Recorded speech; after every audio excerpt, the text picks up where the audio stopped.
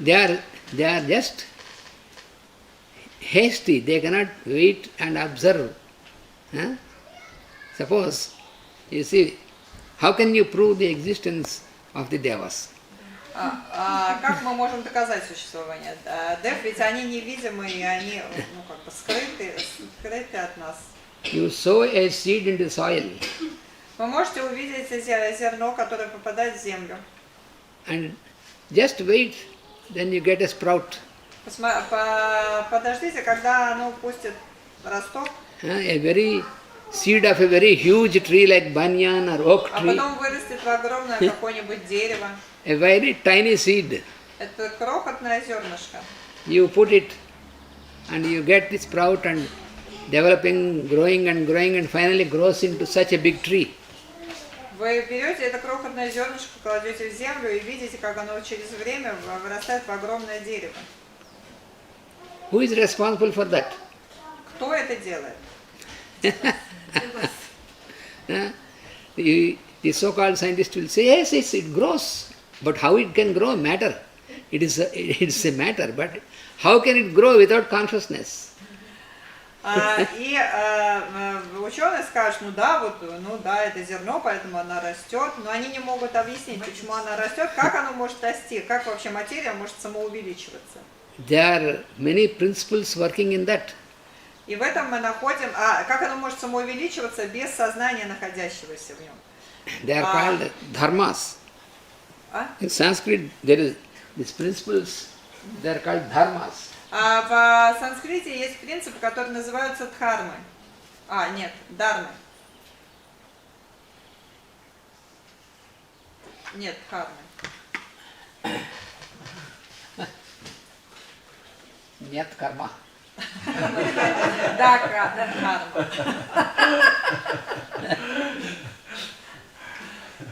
Дхармы, да. Слышу дхарма, а вижу дхарму. Я потому что за рукой очки сняла.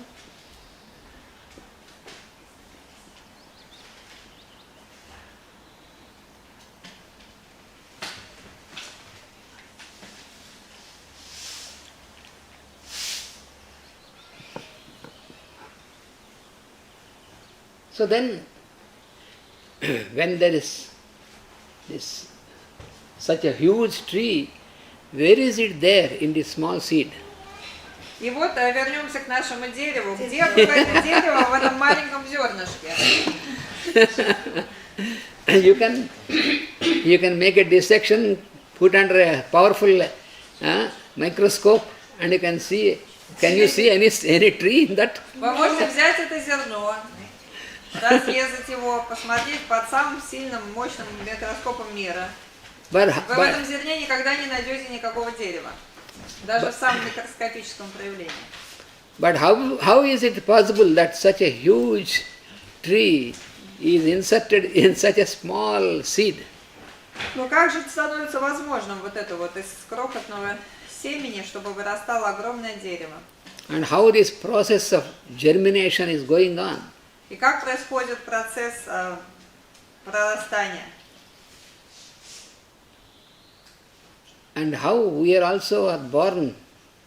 When we came into the womb of the mother, we are in a very tiny, just one cell, biological cell. А как мы сами появляемся из одной клетки, крохотной, невидимой? And how the process of fertilization is going on. И как происходит процесс оплодотворения? It cannot go by itself. There must be some consciousness which guides Он this, не может пройти which conducts this. сам собой. Обязательно должен быть разум, который направляет этот процесс. So these intelligences who are working in nature, И это именно те разумы, которые работают в природе.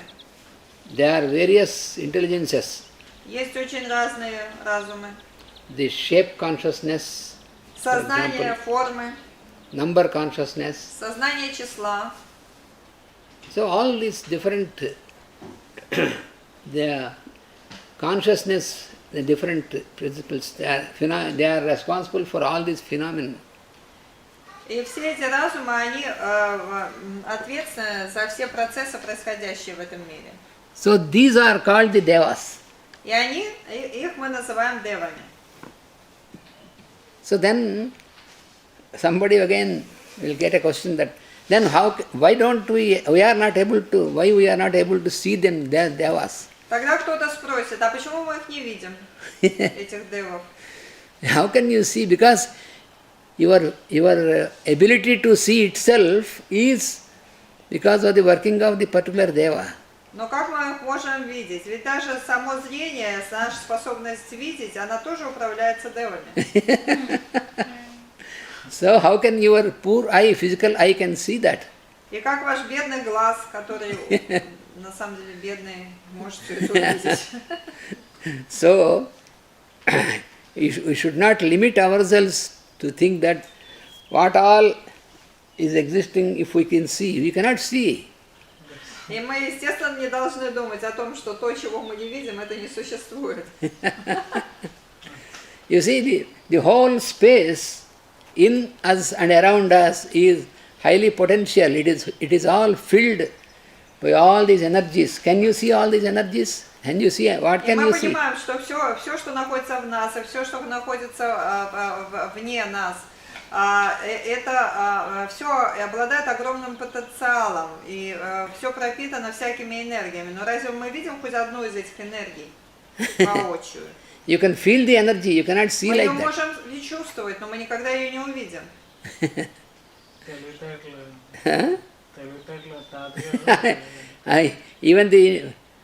Even the intelligence also, you say, I am. If you say I am intelligent, then if you ask, you show how what you call intelligence. How is it possible? Даже про человека, если он скажет, ну, я умный. Если вы скажете, ну покажи свой ум, выложи его на стол. And show where is your mind. You say, my mind is now depressed, or my mind is like this. So where is your mind? Show it. Или кто-нибудь придет, скажет, там, у меня, ну, в смысле, я чувствую, что мой ум сейчас находится в стрессе, в депрессии. И если вам начнут отвечать, ну, давайте покажите, где этот ум. If you cannot show your mind, can you say that mind is not there? Если мы не можем выложить на стол свой ум, то разве мы можем утверждать, что ума нет? So that is similarly about devas. Точно так же и про девов. Ученые говорят, что ум – это результат работы вот этого мозга.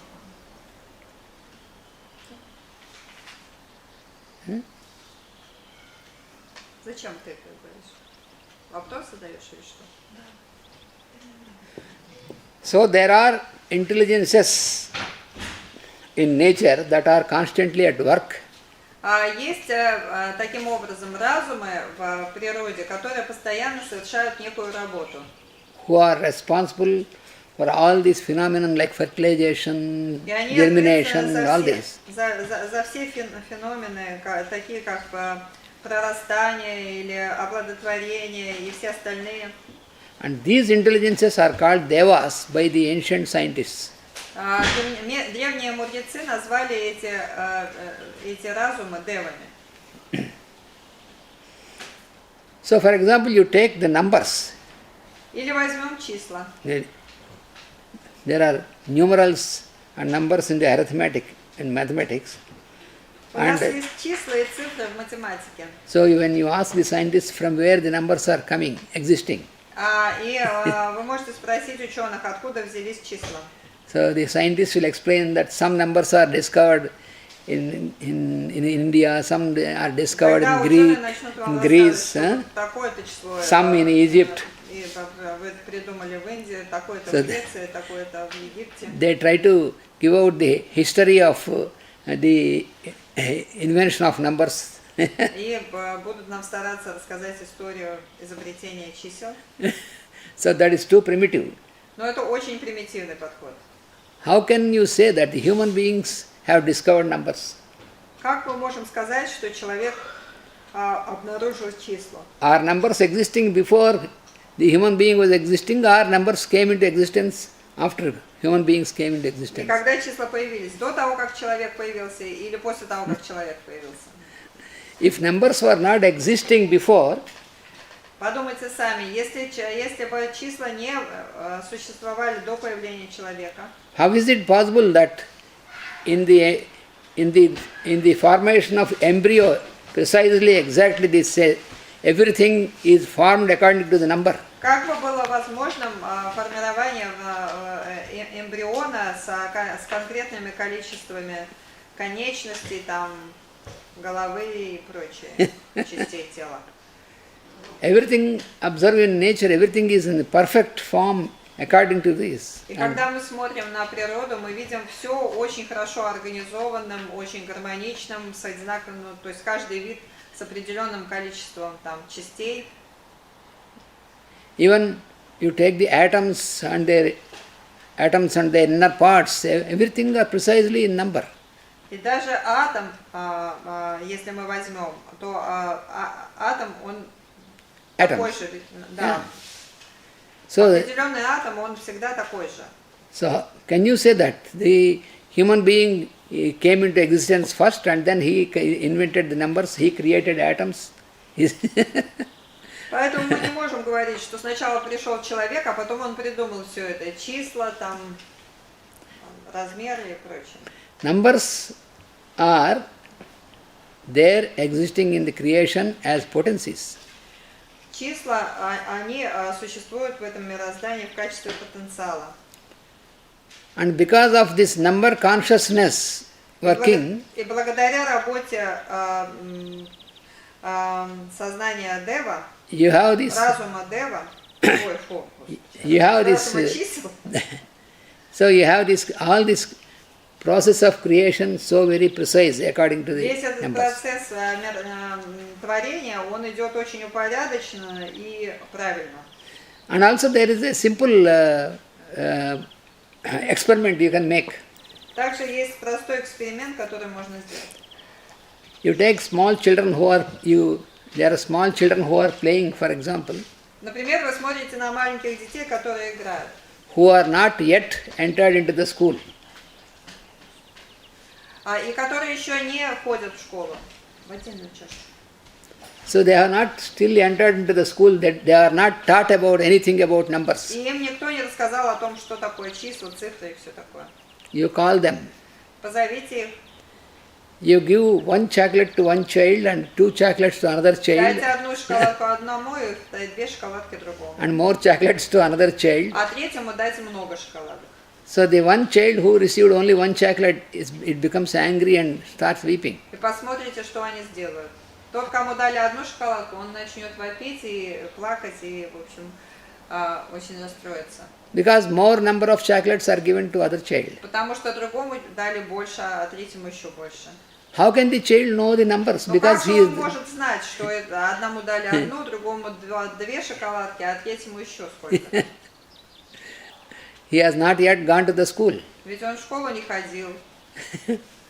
So number consciousness is existing before. Это доказательство того, что же сознание числа существует в нас до того, как мы его назовем словами. So it is ridiculous to say that numbers are invented by human beings. И очень смешно говорить, утверждать, что человек придумал числа.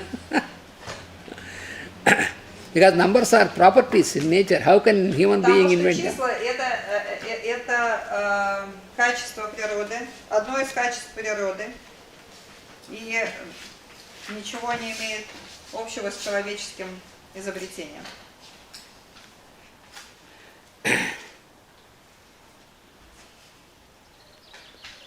So numbers are intelligences that are working in space. То есть числа это разумы, которые работают в пространстве. They are called in the Vedic literature, they are called Prajapatis. В ведической литературе их называют праджапати.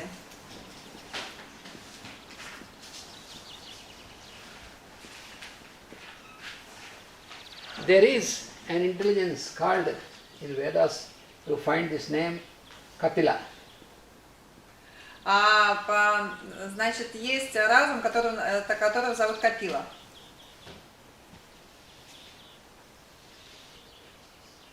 So this Kapila is the name of the intelligence who is working as number consciousness in creation. И Капила это тот разум, который в этом мироздании работает как разум чисел. Ananta Krishna, we have a word in Russian.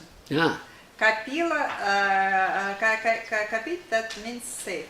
And kapila, kapilka, we have the thing where you put money, and this is accumulating.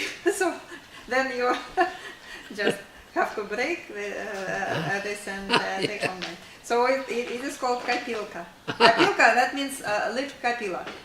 Little kapila. Oh.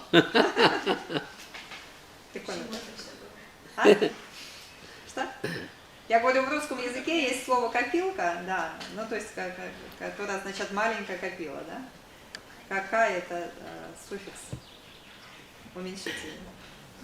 There you find an allegory in the Vedic text that this Kapila, when he was in the womb of his mother, есть такая аллегорическая история в ведических текстах про то, как Капилу он был, когда он был в утробе своей матери.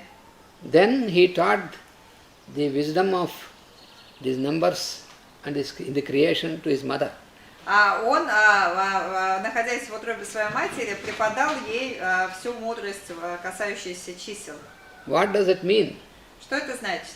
That means the number consciousness is working in the formation of the embryo inside the womb of the mother. Это говорит о том, это аллегорически передает ту мудрость, что разум чисел, он работает во время формирования плода в утробе матери. Because of that only you have the formation of all the structure exactly, precisely the same number according to the formula. Благодаря этому у нас все упорядочено в теле получается и формируется определенное количество там пальцев, конечностей и прочих органов. So when you observe, when you study the process of formation of the human body in the womb of the mother, then you can know how is all this is built up, all this structure, with how many bones it should be there, how many these things there, 2 ears, 2 nostrils, all this very precisely. И если мы наблюдаем за формированием плода в утробе, мы видим, что совершенно конкретные вещи появляются в определенном порядке в этом теле. How this precision, how all this is exactly precisely going on, because there is this consciousness, because of this. Мы должны понимать, что это все происходит благодаря деятельности этого разума, whom we call Kapila. Которого мы называем Капилой. So that is the allegory. И это аллегория. That is the allegory that. Капила это один из Праджапати. She is asking if Kapila is one of Prajapatis. Kapila. Kapila is one of Prajapatis. Kapila's father is Prajapati. Kapila's father is. Это сын Праджапати. Сын Праджапати. So Prajapati is also Prajapati is also. It is like a post, no?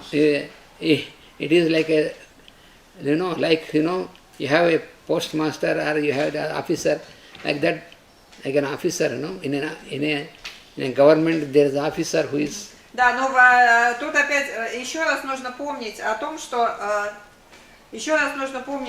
это все не имена собственные. И Праджапати, Капила и все остальное, это функциональные имена. То есть есть, например, почтальон, есть офицер армии, есть там полицейские на дороге стоят. Это все вот их... Это сфера ответственности, да, это не имена собственные. А когда рождаются дети с другим количеством пальцев, это означает... Капилу не уважили. Кто-то обидел Капилу.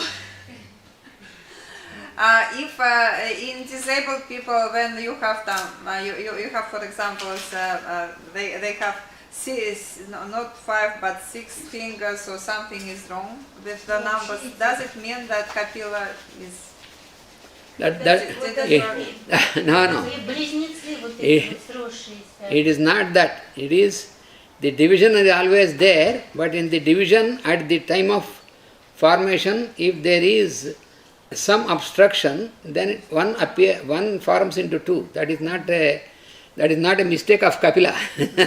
Даже в этом случае это не ошибка разума, это следствие какого-то вмешательства.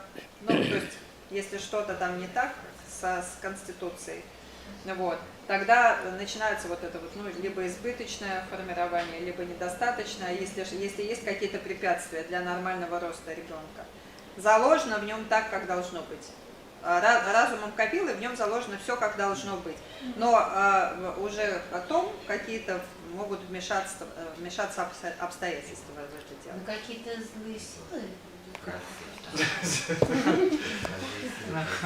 Темные силы? Темные силы.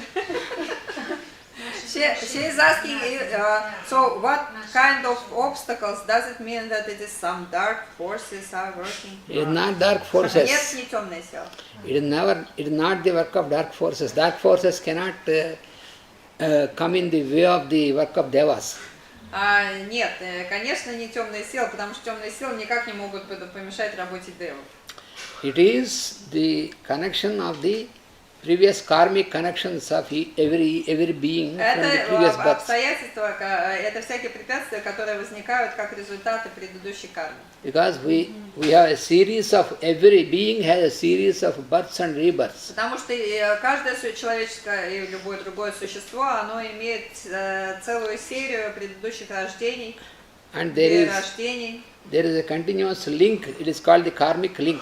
И все эти рождения, они связываются в одну, у них есть связь, которая называется кармическая связь. Until we get out of this karmic link, it goes on from one incarnation to other И пока incarnation. мы не выйдем из этой кармической связи, все это будет продолжаться от поколения, от рождения к рождению. So now there is another intelligence called Vishwakarma. Есть еще один разум, которого зовут Вишвакармой.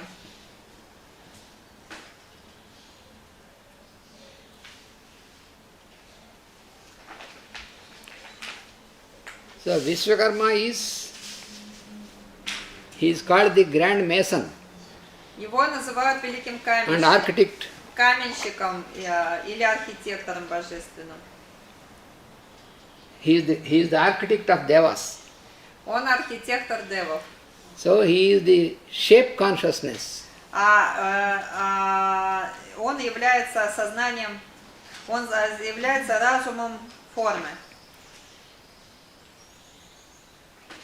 So because of his work, you have exactly the same shape is given to every species of beings. Благодаря его работе каждый вид этого мироздания получает определенную форму.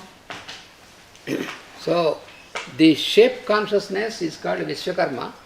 Разум формы называется Вишвакарма. Сознание формы называется Вишвакарма. So he is called the great architect of the universe. И его зовут великим архитектором Вселенной.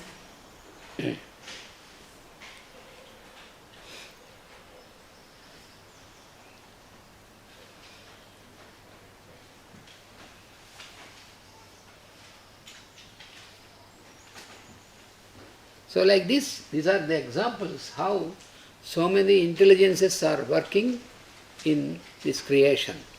Вот это все, это примеры тех разумов и их работы во Вселенной. And all our existence and all the activity which is going on is because of their work.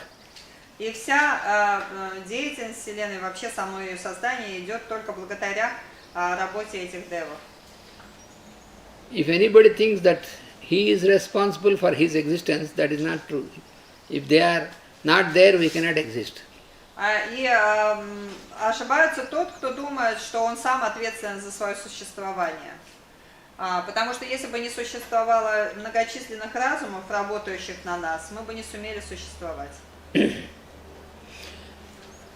So, in the process of creation, there is a plan that is called the divine plan. И в процессе творения существует то, что называется божественным планом.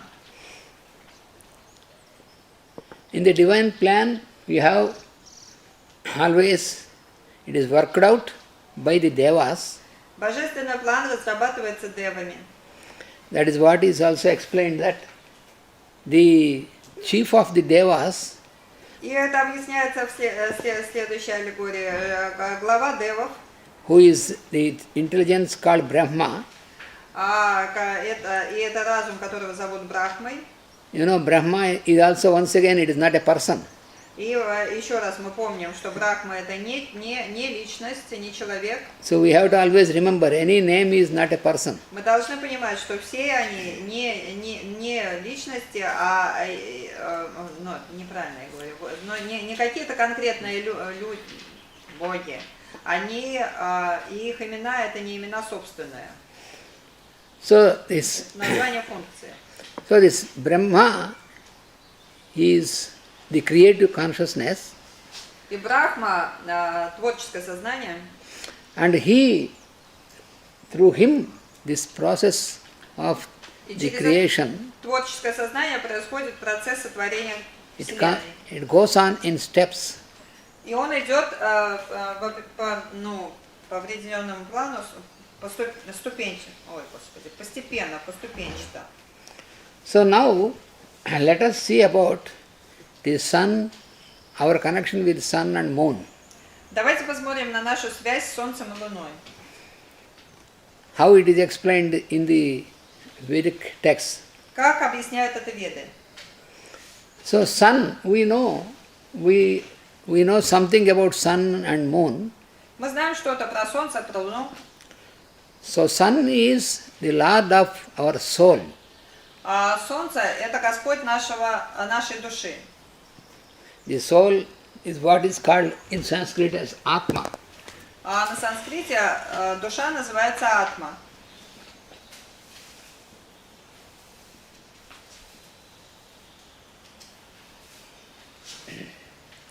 What we call Ayam is Atma. То есть я есть является душой, Атмой. So Ayam is the expression of Atma. Я есть это выражение души. Expression of our soul is Ayam. Точнее наоборот. Выражение нашей души является я есть. So sun is the center of our solar system. И Солнце является центром нашей Солнечной системы. Similarly, the soul is the center of our consciousness. И одновременно душа является центром нашего сознания.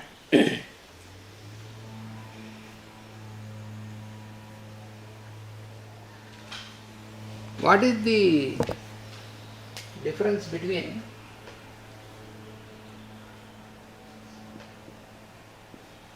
spirit and soul? Каково взаимоотношение между духом и душой? Нет, не разница. So what we call soul is the center of consciousness in any particular individual. Когда мы говорим про душу, она формирует центр сознания в каждом индивидууме. And all these are a part of the one existence. The one existence is spirit. Because spirit is the one which is the sum total of all the souls. Just like А дух это как бы сумма всех душ. То есть это то,